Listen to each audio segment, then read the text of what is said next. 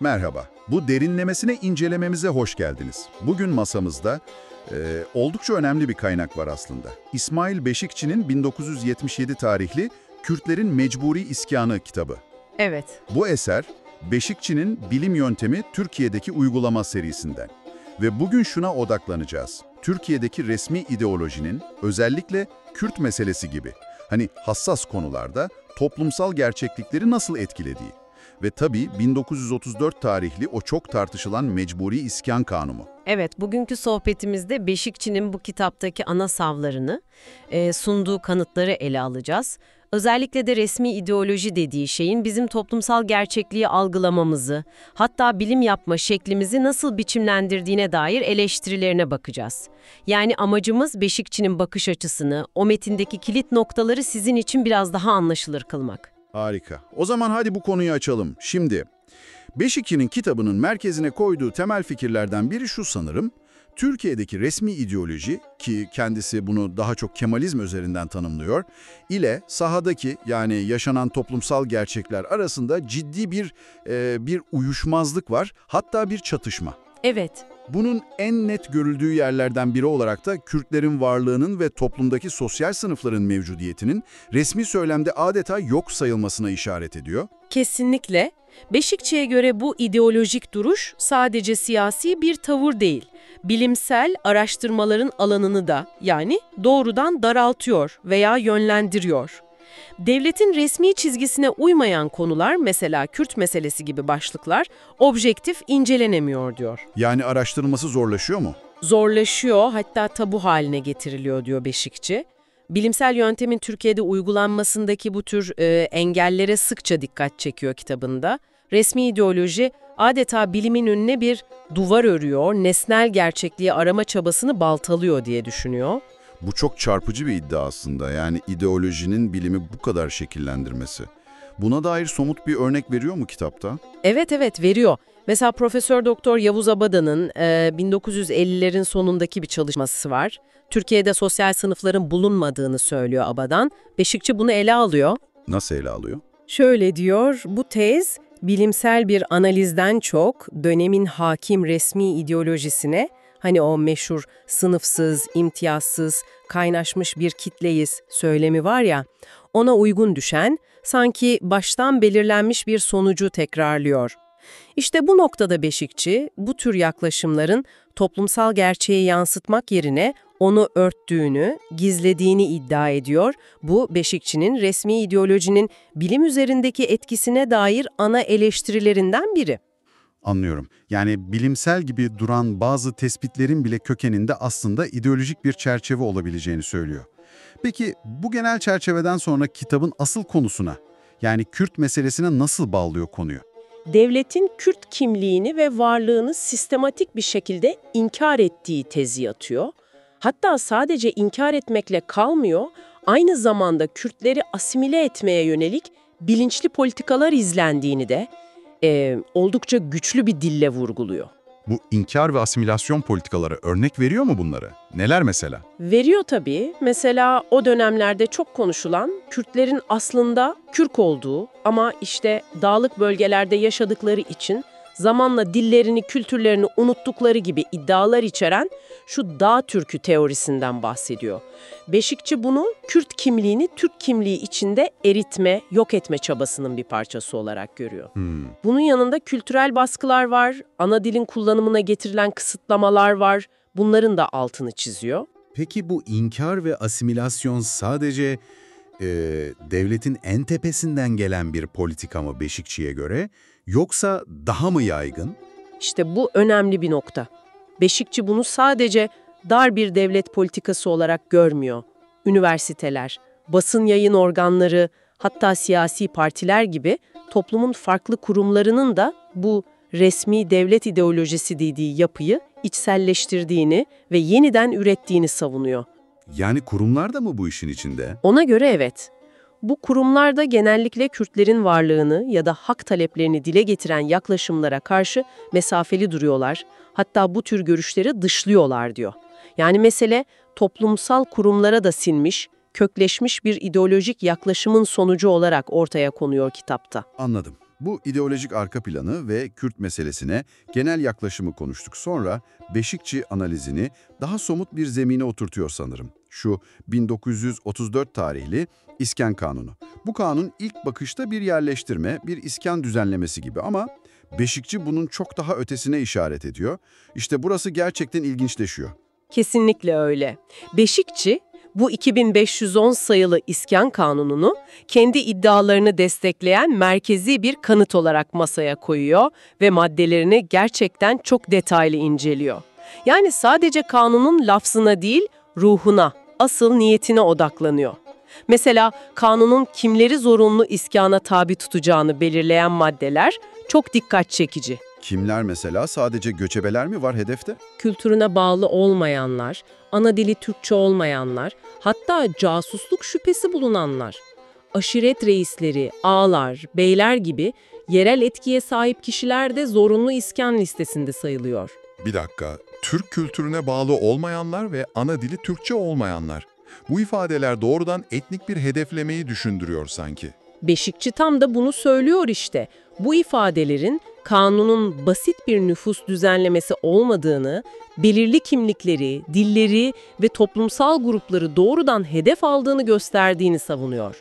Bu, Beşikçi'nin kanunun kültürel ve etnik bir homojenleştirme amacı taşıdığı yorumunu çok güçlendiriyor tabii. Evet, kesinlikle. Aynen öyle. Beşikçi bu noktayı kuvvetle vurguluyor.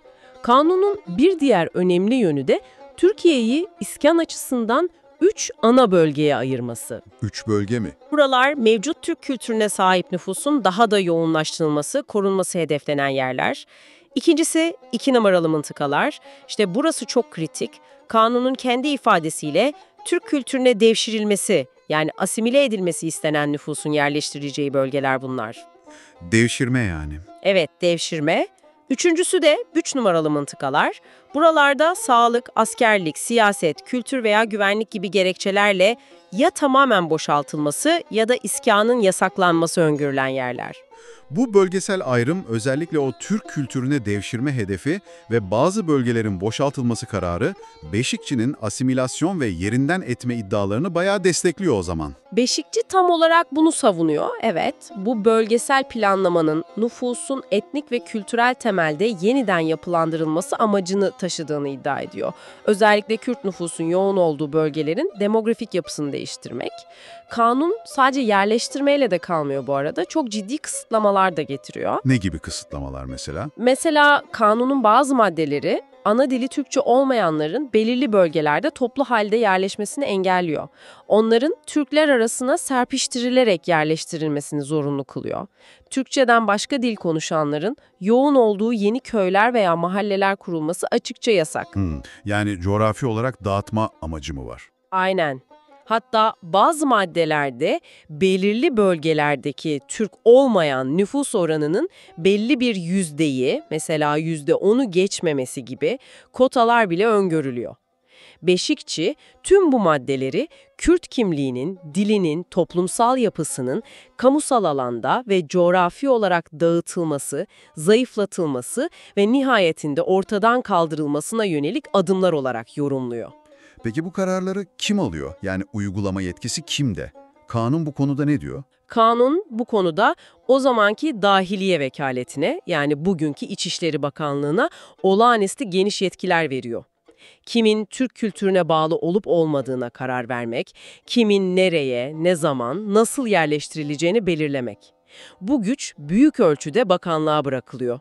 Bu da uygulamanın ne kadar merkeziyetçi ve belki de keyfiliğe açık olabileceğine işaret ediyor Beşikçi'ye göre. Anladım. Tüm bu detayları bir araya getirince Beşikçi'nin 1934 İskan Kanunu'na dair nihai yorumun ne oluyor o zaman? Kanunun asıl amacı neymiş ona göre? Beşikçi'nin vardığı sonuç çok net. Bu kanun görünürdeki iskan ya da yerleştirme amacının çok daha ötesinde. Asıl hedefi Kürt nüfusunu siyasi, kültürel ve coğrafi olarak dağıtmak. Onları Türk nüfusu içinde eriterek asimile etmek, yani Türkleştirmek. Kürt kimliğini, dilini, kültürünü, toplumsal örgütlenmelerini tasfiye etmek. Ve tabii devletin özellikle Kürtlerin yoğun yaşadığı bölgeler üzerindeki mutlak kontrolünü pekiştirmek. Oldukça ağır bir yorum. Evet. Hatta bu görüşünü desteklemek için Doktor Taner Timur gibi başka akademisyenlerin de benzer yorumlarına atıfta bulunuyor. Kanunun sadece bir iskan düzenlemesi olmadığını, açıkça ırk veya soy esasına dayalı bir yerleştirme ve Türkleştirme politikası içerdiğini savunuyor.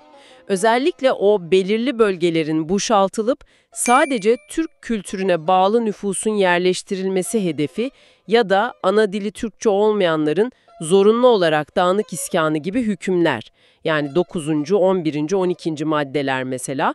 Bunlar Beşikçi'nin bu radikal yorumunu desteklemek için sunduğu en güçlü dayanaklar arasında. Anlıyorum. Kanunun analizi gerçekten çok çarpıcı. Peki Beşikçi sadece bu tarihi kanunla mı ilgileniyor? Yoksa kitabın yazıldığı döneme, yani 1970'lere dair de bir şeyler söylüyor mu? Söylüyor, evet. Analizini sadece geçmişle sınırlı tutmuyor. Kitabın yazıldığı 1970'lerdeki güncel siyasi tartışmalara ve söylemlere de oldukça eleştirel bir gözle bakıyor.